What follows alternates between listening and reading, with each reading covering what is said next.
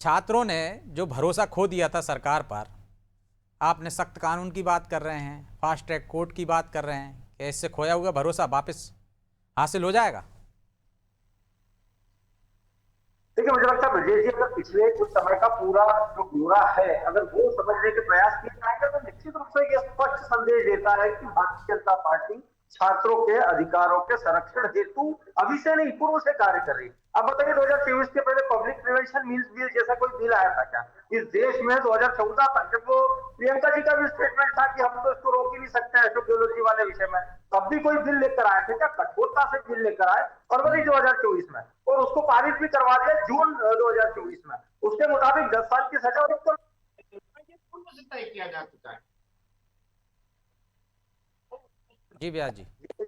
आया 3 तारीख को, ब्रजेश जी 3 तारीख को मामला संज्ञान में आया, 6 या 7 तारीख को उस पर चर्चा हुई, 13 तारीख तक सीबीआई को सौंप दिया गया, 13 गिरफ्तारियां हो चुकी है। तो ये सरकार इसीलिए कहा जा रहा है बार बार कि आप संसद में आए, चर्चा करें, सरकार ने कितने पहलुओं पर क्या क्या काम किए, इसके पूर्व में स्टूडेंट्स के हित के लिए क्या क्या आवश्यक जो योजनाएं थी वो लेकर आना, या आवश्यक निर्णय लेना, इन पूरी बातों का ब्यौरा है। लेकिन भाग कौन रहा है? सोनम वांगचुक अगर कल रात में जो है अनशन तोड़ देते हैं तो इमरान मसूद उन पर कटाक्ष करते हैं कि ये तो अन्ना 2 है, अन्ना पार्ट 2 है। तो कांग्रेस किसके साथ है?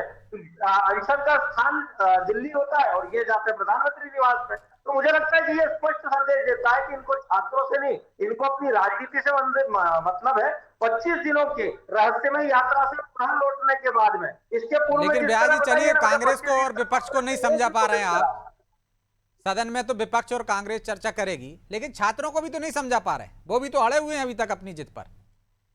तो जवाबदेही तय नहीं होनी नहीं चाहिए? ब्रजेश जी, मुझे लगा ब्रजेश जी 3 बार चर्चा हुई। प्रथम जब चर्चा हुई थी, सीजेपी के लोग भी आए थे, आदरणीय जितेंद्र सिंह साहब ने चर्चा के प्रयास करे, आदरणीय नड्डा जी ने करे, आदरणीय राष्ट्रीय अध्यक्ष जी ने करे। तो जब नड्डा जी से चर्चा हुई थी तब वो कहने लगा कि मुझे मोबाइल, हमसे मोबाइल लेते हैं, जबकि फोटो वीडियोस में प्रदर्शित हुआ मोबाइल था।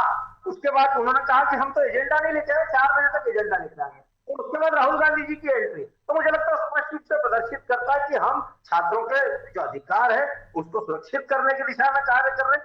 लेकिन एक कोई ऐसी शक्ति है जो नहीं चाहती कि छात्र वहां पर जिस तरह के प्रदर्शनों के मध्य में आज जो लोग उसमें इन्वॉल्व हुए हैं उसके बीच में असुरक्षित महसूस कर रहे हैं, तो वो सुरक्षित माहौल हम देंगे उनको। और निश्चित रूप से चर्चा का अंतिम प्रारूप भी तय किया गया। जो सरकार ने कार्य पूर्व में किया है, जो पब्लिक बिल्स लेके आए, जो कार्रवाई की है, वो आज अवगत करा रहे हैं। और मुझे लगता है निश्चित रूप से अति शीघ्र छात्रों का जो हमारा विश्वास है और सरकार ने जो कार्य करे, मुझे इससे पहले बताइए 7 IIT, 8 IIM, लगभग 15 से 19 एम्स, एक ही एम्स था ना, छात्रों के हितों के लिए लगातार कार्य किए गए। और निश्चित रूप से यह प्रदर्शित करने के लिए सदन ही एक पटल होता है, लेकिन लोग चाहते हैं कि सदन के बाहर वो चर्चा हो जो सदन के अंदर नीति निर्धारण हो सकता है। और मुझे लगता है फास्ट ट्रैक कोर्ट, जिस तरह से आदरणीय प्रधानमंत्री जी ने कहा है, पूर्व में नियम बनाना, फास्ट ट्रैक कोर्ट में केस चलाना, ये प्रदर्शित करता है। और पंजाब के फार्मेसी के जो पेपर्स आउट हुए, आज भी वो छात्र रोड पे, लेकिन ठीक है, कांग्रेस की तरफ से नहीं कहा गया। चलिए जवाब ले लेता हूं मैं।